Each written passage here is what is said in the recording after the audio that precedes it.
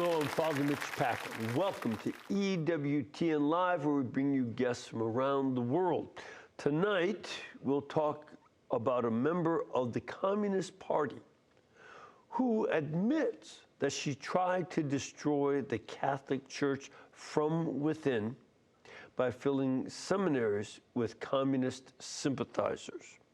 We'll also hear about her eventual conversion to the Catholic faith under the guidance of Venerable Fulton Sheen. But before we get to that discussion, we want to talk briefly with EWTN's Peter Gagnon about our special Holy Week programming and live events. Peter, what have you got in store for us? Yeah, so we always call Holy Week the week that changed the world, and our programming reflects that. We'll talk about live events. We have live events from Rome, from the Holy Land, from Washington, D.C., liturgies that are really beautiful, and also from here. And one of the events we're doing this year, which is brand new, is a event from the local Maronite church, and it's called the Ride of the Lamp. You're going to be partaking in that event. Yes, and that's going to air in place of EWTN Live during Holy Week. I don't know if you want to mention something about what that event is. Yeah, it's a service that is done on Wednesday of Holy Week, in which there's a blessing of oil. It's a series of blessings, and then people are anointed with that oil. It's a sacramental, and it is an anointing to pray for the sick. So this is a focus on praying for the sick, but a series of very beautiful prayers and hymns. Yeah, and we like to present Eastern Rite liturgies whenever we can in the opportunity. So look for that on Wednesday. And then we also have a lot of specials with the friars in the Holy Land, specials on the Shroud, and also specials for children. So the friar has a Easter Triduum specials as well, and My Time with Jesus. So our audience should go to EWTN.com/Holy Week, and then there's a special programming button you can click on, and there's also a lot of other information on that particular web page. So EWTN.com/Holy Week. Yeah, that's a great source to look at. Thank you, Peter. Appreciate it. We'll be back in just a couple of minutes with tonight's guest, so please stay with us.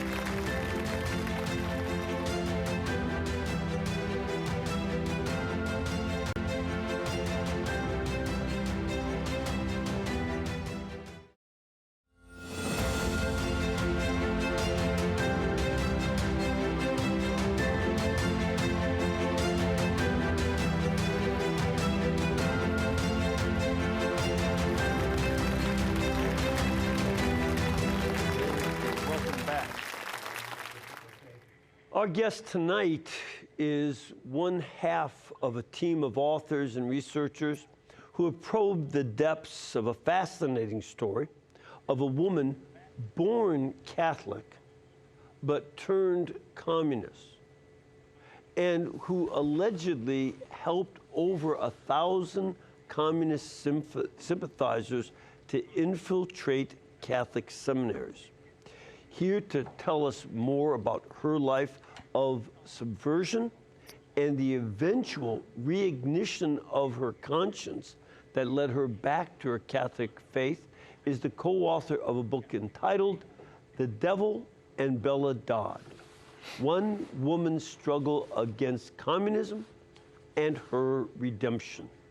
So please welcome the Executive Director of the Institute for Faith and Freedom and Political Science Professor at Grove City College, Dr. Paul Kengor.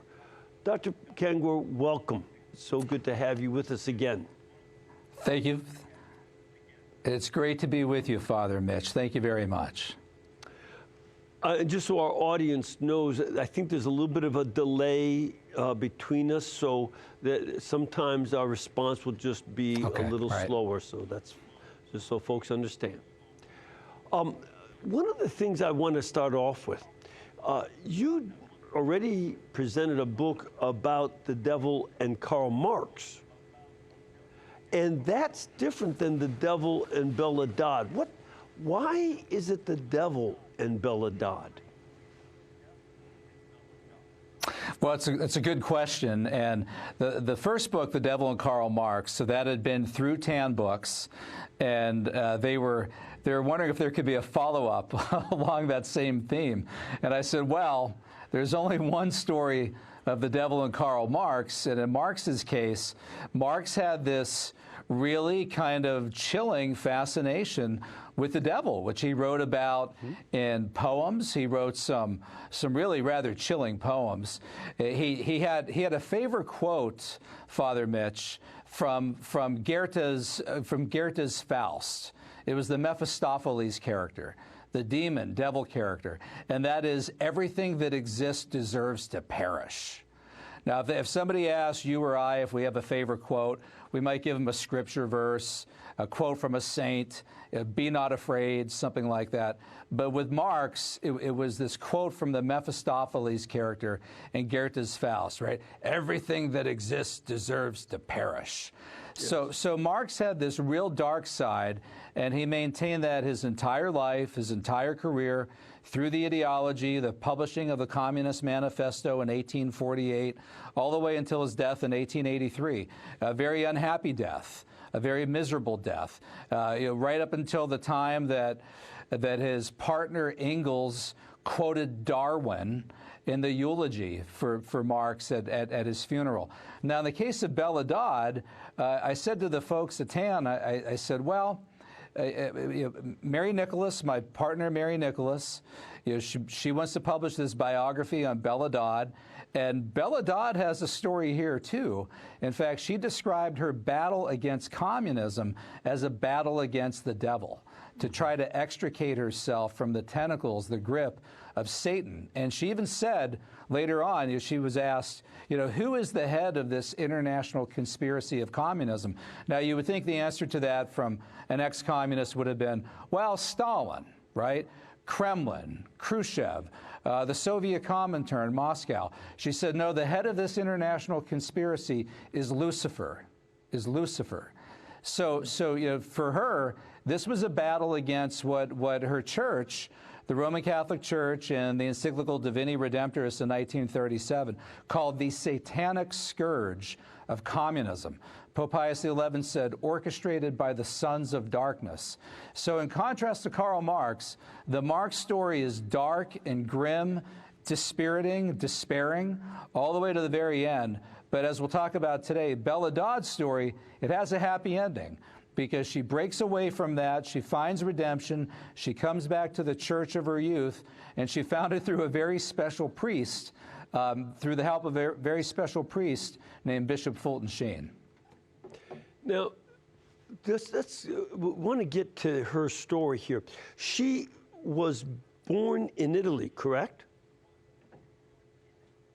Correct. Yeah, and so I would assume that she was a baptized Catholic, being born in Italy and then immigrating to the United States. What made her interested in atheistic communism? Well, and in fact, when Fulton Sheen, and she was eventually baptized at, she was taken into the church at St. Patrick's Cathedral, April 7th, 1952, and they couldn't find records, but they assumed that she was baptized in her native Picerno, Italy, where she was born in 1904. So she had this very Catholic upbringing, this lovely upbringing. A lot of her family left Italy to go to the United States. She was left behind for a little while, where she was taken care of by an aunt and an uncle. The uncle was a literal shepherd, and she just had this beautiful, almost seemingly this idyllic, almost utopian upbringing in Italy. And then she came to New York at the age of 4 or 5. She was very precocious. Her older siblings were amazed at how quickly she picked up the English language, how quickly she learned to write. She goes to school, public school, did very, very, very well, but she very quickly got sucked into the whole socialist milieu in New York. And New York became the home of Communist Party USA. It was the home of the Daily Worker. We quote in the book a 1948 FBI document that noted that of the roughly 60,000 people in the United States who were members of the Communist Party, half of them were from New York City alone. So you have half from New York City, and all the half from the the remaining 99.99999% of square mileage in the United States. So she got sucked into that pretty quickly by her public school, and then where she really went down that road was when she went off to college, and it was really two colleges: Hunter College, which is on the Upper East Side of New York City. In fact, there's a wonderful church, St. Vincent Ferrer, which is a Dominican-run church on the Upper East Side, kind of right down the street from Hunter College. But she went to Hunter College, and she also went to Columbia. And Columbia was really a hotbed. That's where John Dewey was, Professor John Dewey. That's where Whittaker Chambers became a communist. It's where Thomas Merton became a communist for a time, anyway. And Merton writes about that in The Seven-Story Mountain. But it was her schooling that pulled her into the communist movement and communist ideology.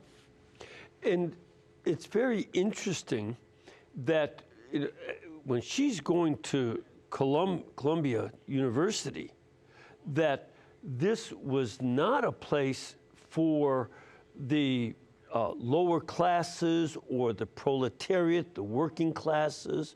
It was then, as now, a place for the elite. Wealthier people, some on scholarship, of course, but it'd be wealthier folks who can afford to go to a place like that, and yet they go for a communist system of thought that is atheist and socialist, and they want to destroy America. This is one of the very important things about her. She wants to destroy America, and the party does, and just like Marx had said in quoting Mephistopheles, he wants to see it destroyed and then a communist place built up. Very interesting that it's these wealthier folks at college who want to do that. Yeah, and that's often the case. In fact, if anybody's ever been in this area that I talk about, Hunter College, it's right next to this beautiful home that Eleanor Roosevelt and FDR had. There are brownstones all over the place. I call them brownstone Bolsheviks, all right?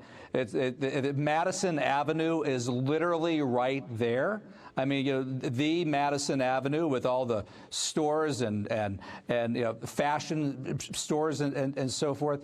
But there's nothing new about that. Vladimir Lenin in his 1902, one of his more classic writings, it's called "What Is to Be Done," which was published in Iskra, which was known as the Spark. It was a communist publication. He talked about how what was needed was a revolutionary vanguard of kind of theoretical communists who would raise the consciousness of the proletariat, right? So the proletariat, the people who were working in the factories, working on the farms, they were seen as the kind of, Marx called a lot of these people the lumpen proletariat. They had a very demeaning view of the masses that they wanted to represent. And they felt that the masses needed to be enlightened. And who could enlighten them? But none other but the anointed, the people from the universities. And to this day, Father Mitch, I fast forward to late 1960s, the Weather Underground. Mark Rudd went to Columbia University. Bill Ayers, who was the son of a very wealthy Chicago investor. They call these guys limousine leftists, mansion Marxists. They came from money. They came from money. And oftentimes it's the poorer folks, the poorer kids. Rudd talked about going into the streets of Pittsburgh and Chicago and Cleveland to try to preach the gospel, the doctrine of Marxism, Leninism to the greasers, as they called them. And the greasers were these working class kids, these Catholic Poles and Catholic Italians in Pittsburgh and Chicago who would beat up these guys from the Ivy League and say, "Get out of here! We don't want your communism, right? We want to go to work. We want to make something of ourselves. We want our own property. We want to buy our own houses. We want to make some money. We want to live the American dream." So yeah, it's often, if not, I mean, typically, frequently, usually, the educated classes that are leading these revolutionary movements. I mean, look right now, the kind of culturally based, the Marxism today that's being applied to culture, to race, to ideology, and other areas, it's all coming out of the universities. It is not coming from the factory floor and from the AFL-CIO and the coal miners, all right? It's coming from the universities. What Belladonna and the others call the education front. And tell us a little bit about what she did after she graduated. What kind of work did she actually do? So she taught for a little while, and she loved teaching. She had a professor there at Hunter named Sarah Parks, who was an English professor, and she really kind of mentored Bella Dodd and really radicalized her. By the way, the story of Sarah Parks is very sad and not unusual. She ends up depressed, kind of despairing. Communism proves to be for her, the god that failed, and she ended up taking her own life. She ended up committing suicide.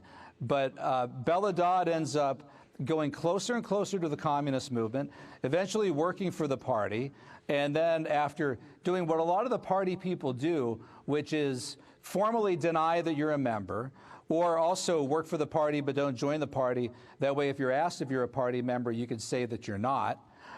She eventually joined and became an open card-carrying communist. And her goal was to organize the teachers. The teachers. There was a 10,000-member New York State Teachers Union. And this is amazing. And she wrote about this, Bella did, in her memoir, School of Darkness. She testified on it before Congress. She said that she placed anywhere from 1,000 to 1,500 Communist Party members in the New York State Teachers Union. Now think about those numbers. 1,000 to 1,500 actual Communist Party members inside a 10,000-member union. She had, in May Day 1936, Bella Dodd had 500 communist teachers marching in New York City. So she was this master organizer, infiltrator. She also organized the Longshoremen Union. She was running these campaigns to smear different members of the state legislature in New York, to smear people like Congressman Hamilton Fish, all of which is going to get us closer to one of the things we want to talk about. So when the Communist Party, which was already infiltrating the Episcopal Church, the United Methodist Church, the Presbyterian Church, and there's testimony on that from Manning Johnson, Ben Gitlow, Louis Boudens, Herb Philbrick, all kinds of people under oath. When the party turned to Bella Dodd and said, hey, do you think you could help us place a bunch of communist men in Catholic seminaries? And according to her, the number was about 1,000. And at that point in America, there were about 30,000 priests and probably 20,000 men in seminary. By the mid-'60s, there were 60,000 priests. So in Bella Dodd's mind, she's thinking, 1,000 out of 30,000? I mean, I just placed 1,000 to 1,500 in the 10,000-member New York State Teachers Union. Yeah, that's easy. That's a cinch. So to somebody like her, that would have been considered very feasible and at least something that she would have been willing to try to do. And so folks understand the purpose of this, I'd like to give a quote from Manning Johnson. He had been a communist also, correct? Correct, yeah. He was a leading African-American communist. He's really a hero of mine. I mean, there should be there should be a book, a documentary film done on this guy. And he was, one of the things that really got to him about the communist movement was he clung to his faith, his Baptist faith. And as he knew, you couldn't be, and the party told them this, you could not be a religious person, a Christian, and be a member of the Communist Party. So his faith was one of the things that really prompted him to leave the party for good. But I know the quote. Go ahead. This is a great quote that you're going to share. He gave testimony before the House of Representatives Committee on Un-American Activities in 1953, and I quote, "It is an axiom in the communist organization strategy that if an infiltrated body has 1% Communist Party members and 9% Communist Party sympathizers with well-rehearsed plans of action, they can effectively control the remaining 90%. This was her strategy, correct? That's exactly right. And Bella Dodd said the same thing. And I've talked to people about the infiltration, the alleged infiltration of the priesthood, and they say, 1,000 communist men in Catholic seminaries. And I said, look. You try to place 1,000. If you get only 100 through, that's a success. you know you're not going to get 1,000 through, especially, I mean, they had an easier time with Protestant seminaries.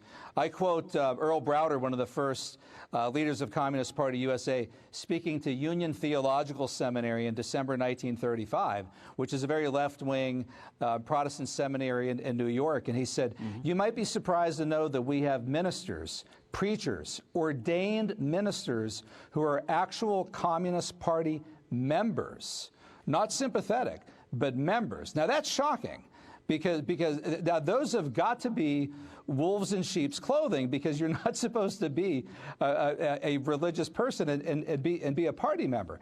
But knowing that they were able to do that a little easier in the Protestant churches. But as Bella Dodd and others would later say, to actually get somebody through a Catholic seminary is much more difficult. There's the discernment process. I mean, you've got to be evaluated many times at many different levels. I quote Blessed Solanus Casey talking about, oh yeah, red infiltration. Yeah, we know about that. I know about these cases, and these are very disciplined and very smart young men that they try to send through. But usually they're figured out at some point. So most of them don't go all the way through. But if you could just get, you don't need 1,000. If you could get 100, if you could get 1% in the right places, in the right spots, they can control the organization. And something else that Bella Dodd found about the New York State Teachers Union, once they had 1,000 to 1,500 members of the New York State teachers out of 10,000, about 5,000 of the overall membership bolted. They said, I don't want anything to do with this anymore. The communists are running this thing. I have no voice. I try to change this. I try to fix this. I'm told that I'm crazy. I'm talking to my senator, my state rep about this. I'm out of here. And so it's easier for them to hijack and take over an organization. And Father Mitch, I don't know if you've seen this. I've seen this many times in my life where an element like that will come into a very solid traditional organization and start hijacking it. And the people who should stay in and reclaim and take back the organization, they get so dispirited and fed up with it, they leave. Yeah. They leave, and then the organization is taken over. It falls. See, and the communists are shrewd. They realize that, and they're willing to fight and do it. No, I've seen that many times. As a matter of fact, we're seeing it go on in a number of places. I've been talking to members of the clergy members of one of the denominations where the bishops of that denomination refused to obey the rules that they had already voted in. And as a result, people said, we're not going to stay here because you are no longer following the regulations of our church, the discipline, the book of discipline in our church. So we're leaving, and they don't go out together in one group.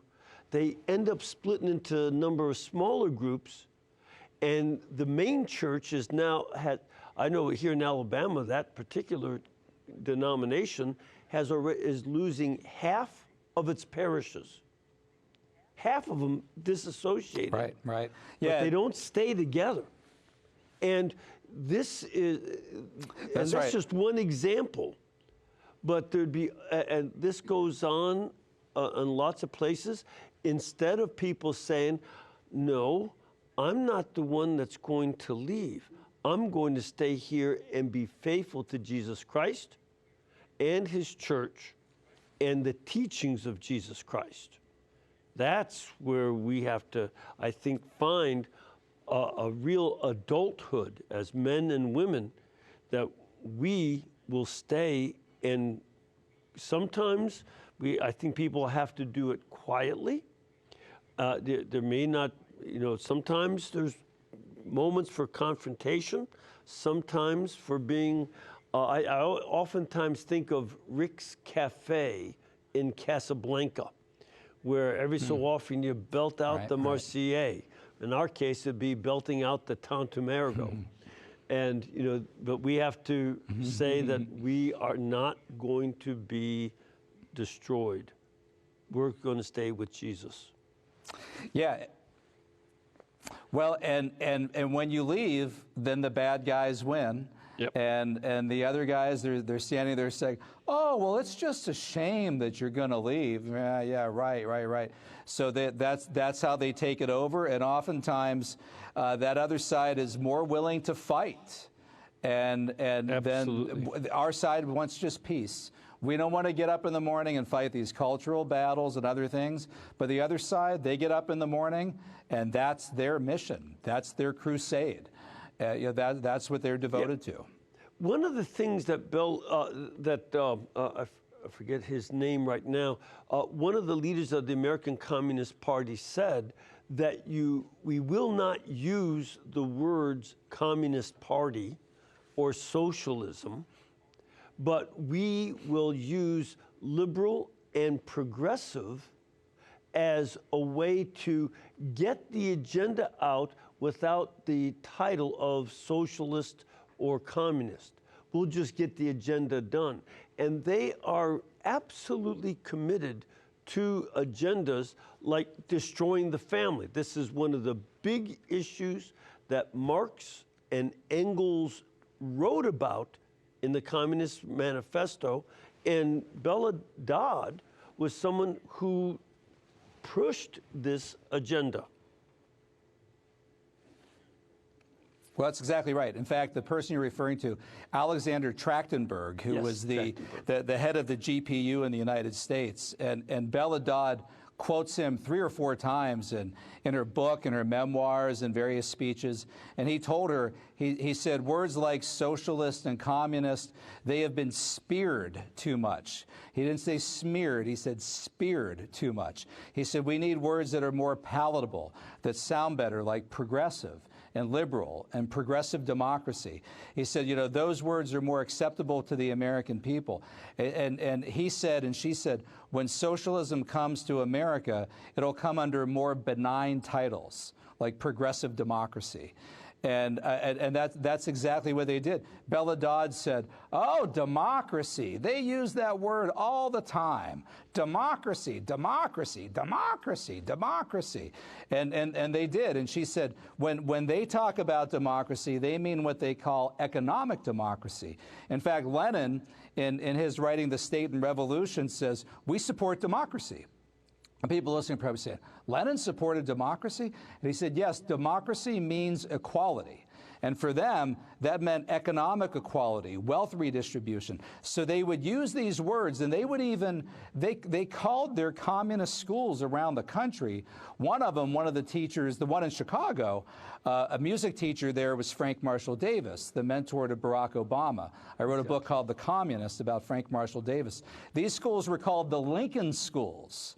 the Lincoln schools, right? Lincoln was a Marxist. The International Brigade that went to Spain to fight on the side of the communists during the Civil War called themselves the Abraham Lincoln Brigade.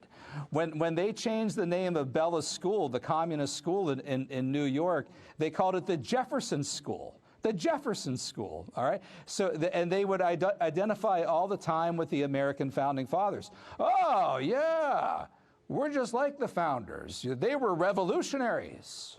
So are we. So they would hide. They were very deceptive, terribly, terribly deceptive. They were not honest about these labels. Now, one thing they were quite open about, as you said, Father Mitch, the family, right? The war on the family. And in the Communist Manifesto, Marx and Engels rail against what they call the bourgeois claptrap. They call it the disgusting bourgeois claptrap about the hallowed correlation between parent and child. So they thought, this is not a hallowed our church teaches the relationship between parent and child is hallowed, right? That's not claptrap. This is special, but they tried to separate parents from children. Point 10 in the Communist Manifesto called for free education for all children in public schools. And one of the things that you're probably going to ask me this, that really turns Bella Dodd against the party was she said that she longed for children. She ached for children. She came from a big Italian family, and she said, the comrades dissuaded me. They did not want me to have children. Whittaker Chambers talked about when he and his wife, when she got pregnant, he was going to do the communist thing and have an abortion, tell her to have an abortion. Alger Hiss, who Whittaker Chambers exposed, his wife, Priscilla Hiss, never had a child because her first pregnancy with Alger Hiss, she had an abortion, and it must have damaged her fertility. Yeah. So communists were doing abortion. One of the first things the Bolsheviks did in Russia in 1920 was fully legalized abortion. Yeah. So they were way ahead of everybody in the West in this regard. And that attack on the family, sanctity of human life, it really affected Bella Dodd. Yeah. Paul, I'm afraid that we have to take a break. But we will come back in just a couple minutes, so we ask everyone to stay with us, and we continue on with this conversation.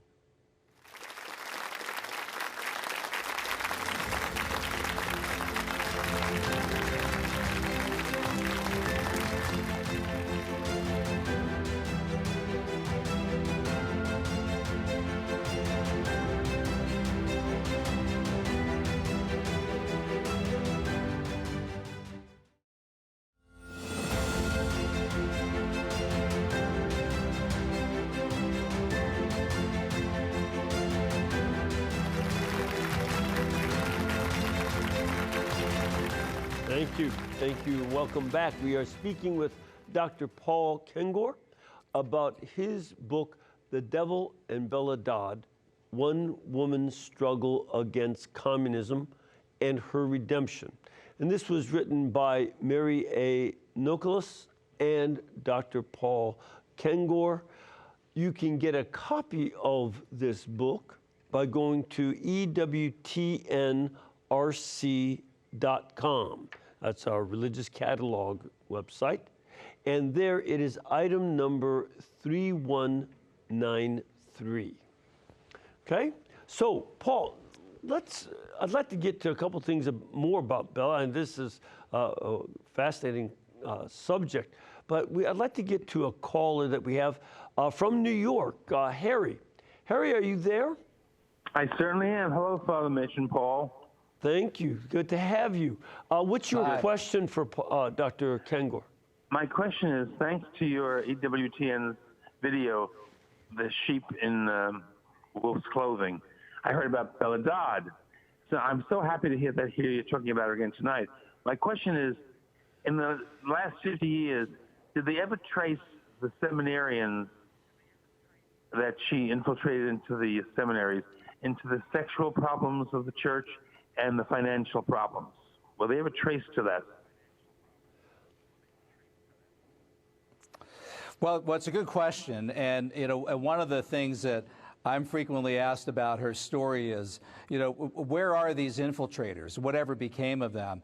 Now, Bella Dodd told Alice von Hildebrand and Dietrich von Hildebrand. Now, Alice was on EWTN forever, right, Father Mitch? Oh, I she interviewed died, her many times. January 2022. Yeah. Yeah. And she told a number of other people that that there were 4 cardinals in the church, and this would have been in the 60s, that were at least on their side, pro-communist or communist sympathizers.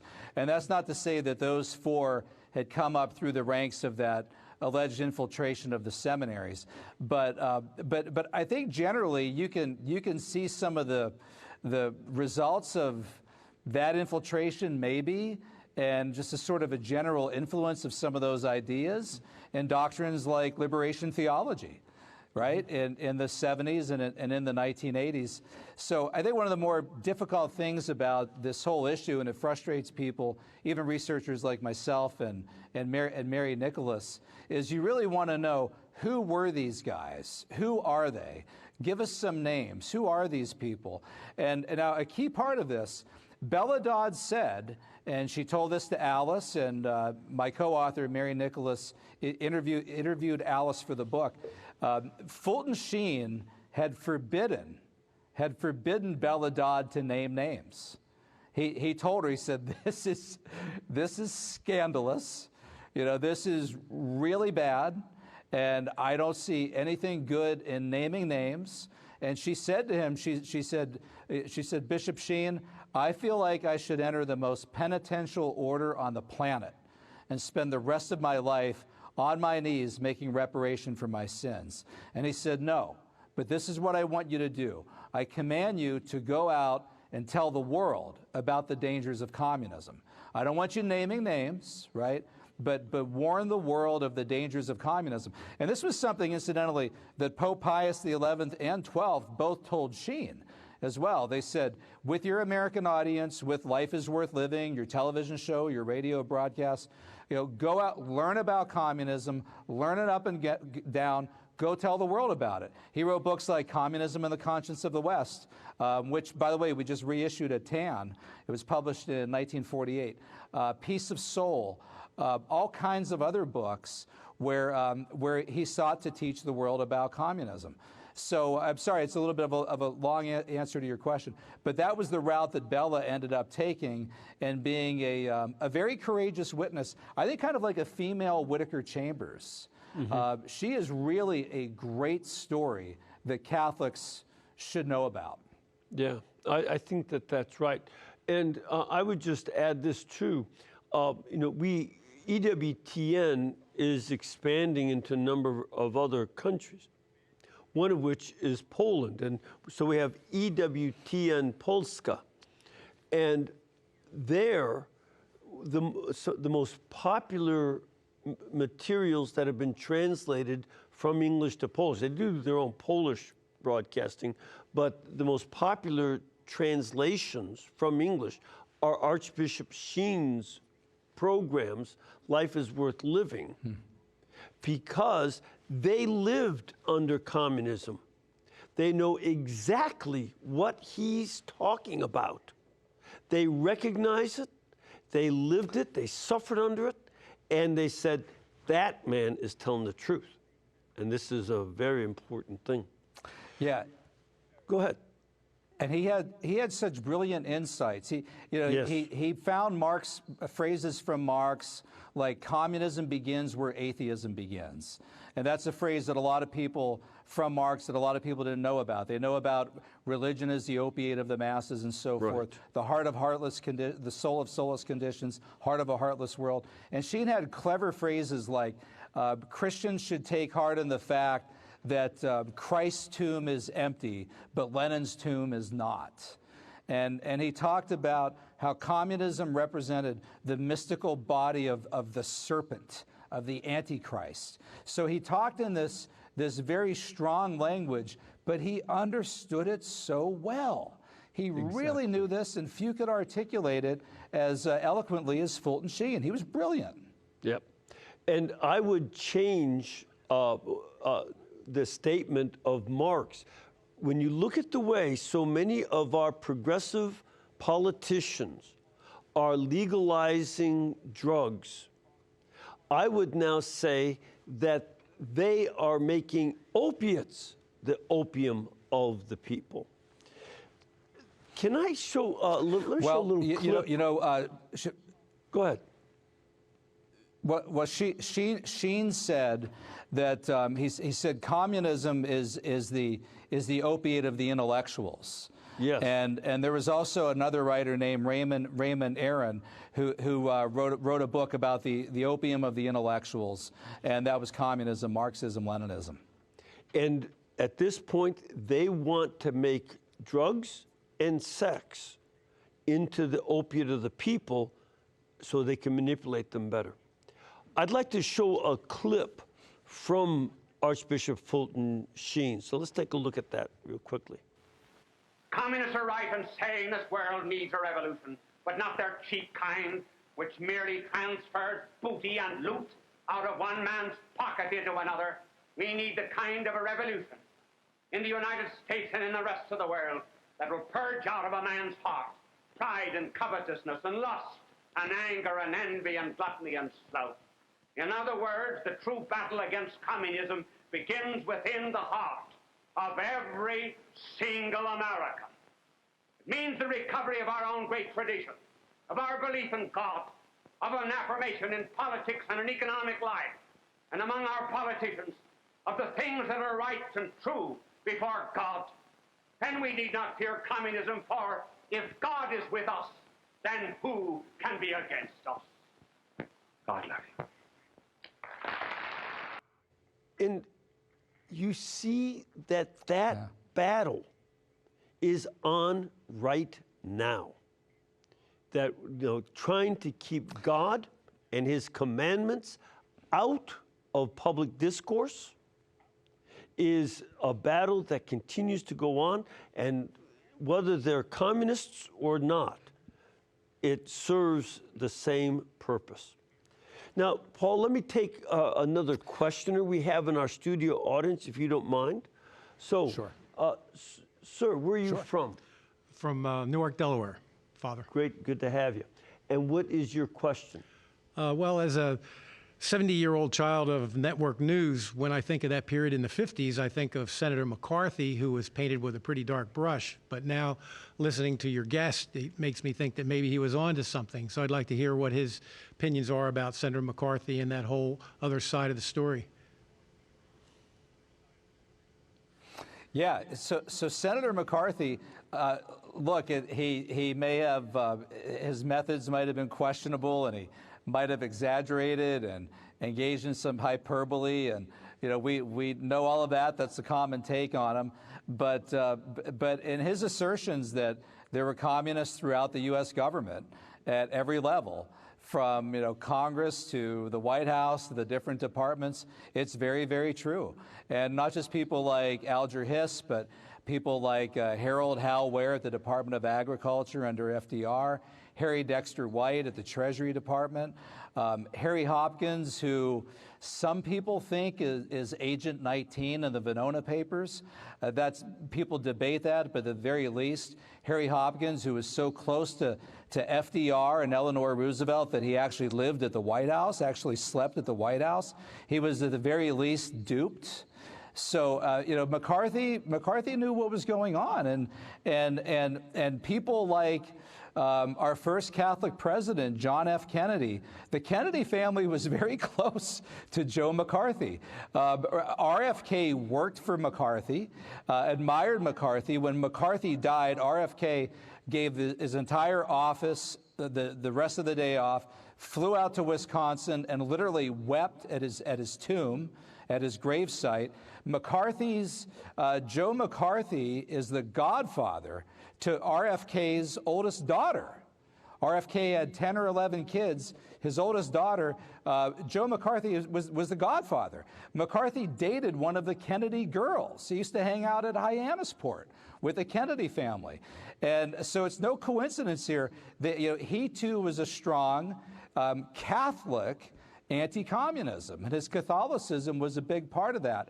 And I think, too, that if there wasn't McCarthy, these folks would have found their McCarthy in somebody else. And you just go back, they were attacking Martin Dies, the Texas Democrat of the Dies Committee.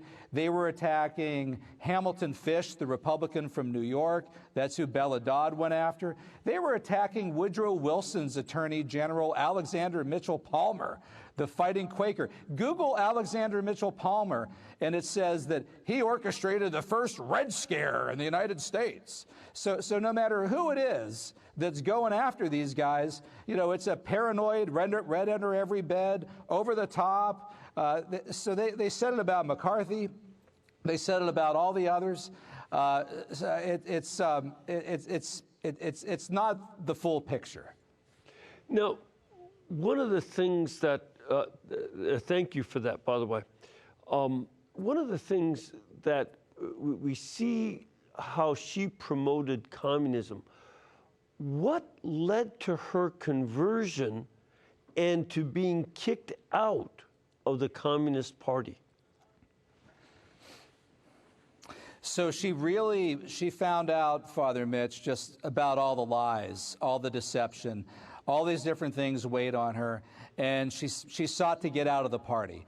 And anybody who tried to get out of the party, they called them Judas goats. That's what the party called them, Judas goats, stool pigeons, betrayers. They wanted to expel you. They wanted to kick. This was like an excommunication. So we open the book in chapter 1 where Bella Dodd is at her apartment and she gets a call from an Associated Press reporter. And the reporter says, Dr. Dodd, this is the Associated Press. We have a statement from the party saying that you've been expelled. It says that you are anti-Semitic, anti-Negro, anti-Puerto Rican, right? Pro-fascist, pro-Nazi, just on down the list, right? It's the same playbook that they use now. Right, the same accusations, right? Racist, anti-Semitic, Nazi, just on down the list. When I read that in your book, what they accused her of being, as a way to, say we got rid of her because she was so bad. I think of some of the hearings on justices of the court and all kinds of other people, and or today's cancel culture that has permeated so much of the social media. And we said this off air, but as it's written in the book of Ecclesiastes, chapter 1, there's nothing new under the sun. And this was it's the same playbook it's the same playbook they've been using for 100 years. And Bella Dodd, she said no comment to the reporter, but she noted, and she wrote about this in her memoirs, she said, this is what I did when I was in the party. This is what I did to Hamilton Fish. This is what I did to Representative Rapp and Coderre. I did the same kind of character assassination, and now I'm getting it right back. So she spends the next 3 years really kind of despairing, depressed. She's worried about her life because people like this had been killed. And a really pivotal moment, she's in Washington, D.C., visiting her congressman, McGrath, from New York, and this was 1951. And McGrath looked at her and said, Bella, you look very troubled. Isn't there anything that I can do for you? And she said, Congressman, I've got both the KGB and the FBI following me, right? I don't know that there's anything that you could do. And he said to her, Father Mitch, how about if I get you a priest? And from like the depth of her soul, she said, yes, yes. And so Congressman McGrath turned to his secretary, Rose, and said, Rose, could you get Monsignor Sheen on the phone from Catholic University? And she said, sure. So they called him up, and Sheen said, tell Dr. Dodd to come over to my house tonight, this evening. So she gets there to the house, knocks on the door, and she said, just like on TV. He opens the door, he's wearing his giant pectoral cross, just like he did on TV. And he said, Dr. Dodd, welcome, I'm so glad to see you, come on in. And she said if this had been the communists, her old comrades, the language would have been, you old bag, you betrayer, you old hag, you old Bolshevik, get out of here. But he brought her in, sat her down and said, I can see that you're troubled, that you're hurting. And she said, how did you know that? And he said, well, we priests are kind of like physicians of the soul. We could look at a patient and just tell if she's hurting. And she started to cry. And he put his hand on his shoulder and he said, there, it's okay, it's okay. And she started to sob. And she said, Father Mitch, about 5 minutes later, she doesn't remember how it happened. The next thing she knows, they're in his private chapel, kneeling in front of the Blessed Sacrament and in front of a statue of the Blessed Mother. And he came to her and he said, here's a rosary. She took it in her hand. He said, I'm going to be going to New York in the winter. Why don't you come up and see me and take instruction to come back into the Catholic Church? And she said she clutched that rosary all the way back to New York, and that's what she did. She took instruction in the winter of 51, 52, and she came into the church on April 7, 1952 at St. Patrick's Cathedral. And I'd like to quote from her own book, School of Darkness, where she said, it was as if I had been ill for a long time and had awakened refreshed after the fever had gone. I seemed to have acquired a new heart and a new conscience. And that would be so true, because one of the big agendas of the communists and of their mortal enemies, the National Socialists, the Nazis, was that there is no such thing as right and wrong. They pushed for having, complete relativism. And as she came to God, she found a conscience and a heart. And this is something that is extremely important. We only have a little bit of time. Did you have one last comment? Well, yeah, if I may.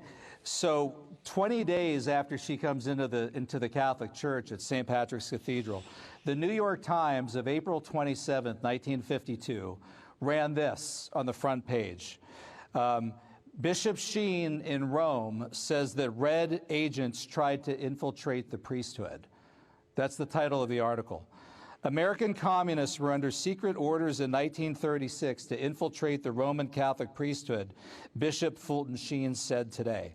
And he was speaking at the Church of Santa Susanna in Rome. Right. He said in 1936, the wolves went into the forces which control public opinion. This was the beginning of planning of the forces of evil communism within the religious communities to destroy them from within. A call for volunteers to enter religious orders and make the great sacrifices of a seminarian was made at a secret red meeting in a large American city.